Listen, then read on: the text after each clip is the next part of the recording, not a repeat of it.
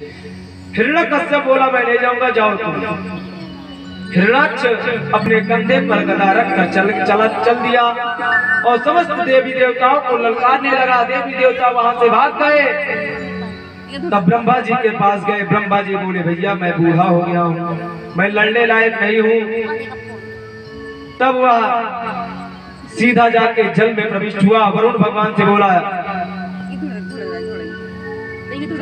हे वरुण भगवान, मैंने तुम्हारा बहुत नाम सुना है, आओ दो दो हाथ कर लेते हैं। तो वरुण भगवान बोले भाई जब मैं भी तुम्हारे उम्र का था तब मेरे हाथ में बहुत खजुलियां होती थी, लड़ने के लिए बहुत खजुलियां होती थी, परंतु अब वृद्ध हो गया हूँ, अब आशीर्वाद देता हूँ। और मैं भगवान से ही प्रार्थना करूंगा कि जल्द से जल्द तुमसे लड़ने के लिए मैं किसी को किसी प्रभु भेज दे। तुरंत नारद जी आ गए। बोले क्या बात है? नारद जी कहते हैं कि क्या बात है, किससे लड़ेंगे? बोले लड़ने के लिए बोल रहे हैं। तुरंत नारद जी का हाथ हिरण्याक्ष ने पकड़ लिया। बोला महाराज क्या नारायण नारायण करते हो? कुछ लड़ना भिड़ना भी आता है कि नारायण नारायण ही करते हो? तो नारद जी बोले भैया लड़ना भिड़ना नहीं आता, परंतु लड़ाना भिड़ाना खूब आता है। बोलो राधे राधे। बोले अच्छा। बोले हम। तो हिरण्याक्ष को क्रोध आ गया और तुरंत पृथ्वी का ही हरण करके ले जाकर समुद्र में प्रविष्ट हो गया। और जैसे ही समुद्र में प्रविष्ट हुआ कि प्रलय मच गया। तुरंत ब्रह्मा जी ध्यान भगवान श्री नारायण का किए कि उनके छींक आई और छींक रंध्र नासिका रंध्र से भगवान वाराह का जन्म हुआ। बोले वाराह भगवान की जय।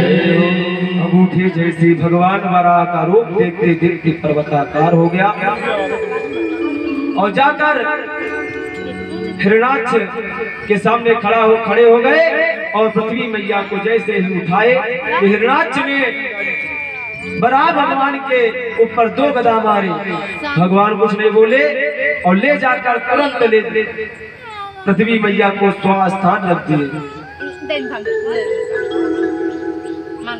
हिरण्याक्ष बोला ये जंगली सूकर, अरे लड़ना है तो मुझसे लड़ो, बिना अर्थ के काम क्यों करते हो? इसे स्वास्थान रहने देते, समुद्र में तुम्हारा क्या जाता है? भगवान वाराह कुछ नहीं बोली। कुछ देर बाद आए। बोले क्या बोल रहे थे आदरणीय सम्माननीय जी? जंगली सूकर। बोले बहुत सही, मैं जंगली सूकर हूँ, इसमें कोई संदेह नहीं, परंतु तेरे जैसे ग्रह सिंघम की तरह नहीं हूँ। अब वो हिरण्याक्ष प्रसन्न हो गया। ग्रह सिंघम कह दिए।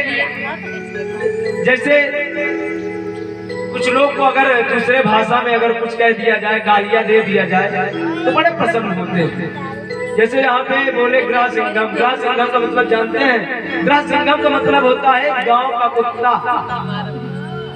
तो बोले तुम्हारे जैसे मैं ग्रह सिंघम यानी गांव के कुत्ता जैसा नहीं हो कि भाव भाव करता हूँ। ठीक है मैं जंगली सूकर ही। हिरण्याक्ष को क्रोध आ गया और तुरंत भगवान के ऊपर दो गदा फिर प्रहार किया। भगवान को लगा जैसे हिरण्याक्ष ने मेरे ऊपर गले का माला डाल दिया। और थोड़ी देर बाद भगवान को क्रोध आ गया और संध्या का समय भगवान देख रहे हैं कि कुछ समय और हो जाए तो इनसे फिर लड़ा जाए।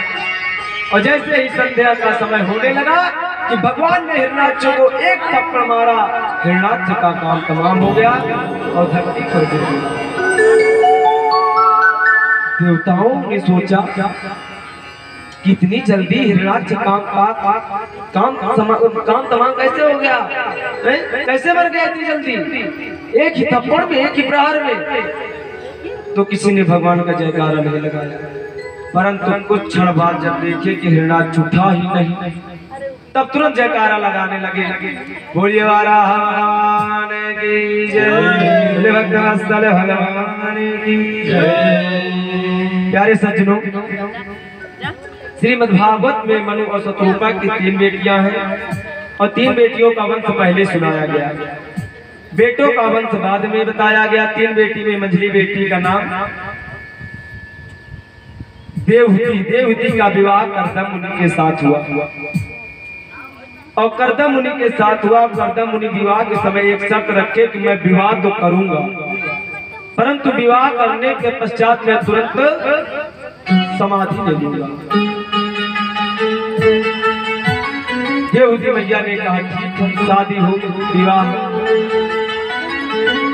और विवाह करके पश्चात माता पिता अपने घर चले गए और कर्दम मुनि जाकर तुरंत समाधि लगा दी। देवहूति मैया ने अपने पति कर्दम मुनि की खूब सेवा की और पत्नी का धर्म होता है क्या?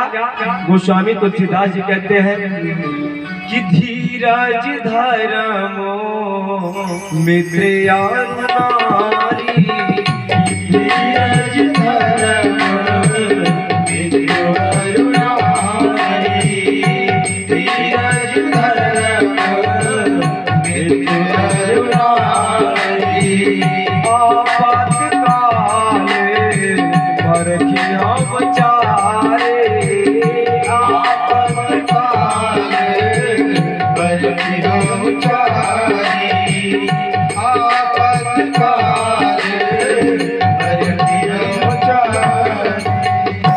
धीरज धर्म मित्र अरुणारी, जीवन में